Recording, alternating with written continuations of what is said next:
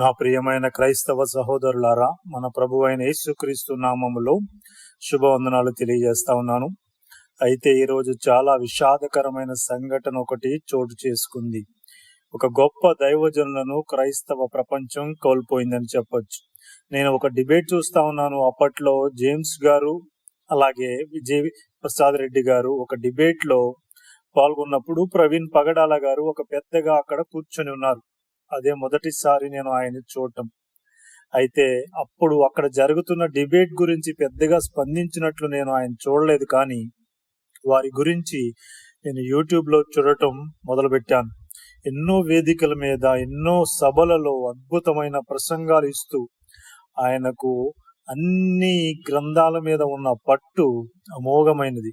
ఈ భూమి మీద ఈ రోజు వరకు ఉన్నంత కాలం క్రీస్తు కోసం పోరాడిన వ్యక్తి మన ప్రవీణ్ ప్రగడాల గారు. క్రైస్తవ ప్రపంచం ఒక గొప్ప క్రీస్తు రాయబారిని కోల్పోయింది. ఇది ఎందుకు జరిగింది, ఎలా జరిగింది అని మనం దేవుణ్ణి ప్రశ్నించలేం, కానీ ఎన్నో అనుమానాలు కూడా వ్యక్తమవుతా ఉన్నాయి. కానీ ఏది ఏమైనా వారి కుటుంబ సభ్యులకు దేవుడు ఒక గొప్ప ఆదరణ కలుగు చేయాలని దేవుణ్ణి ప్రార్థిద్దాం. ఆమేన్.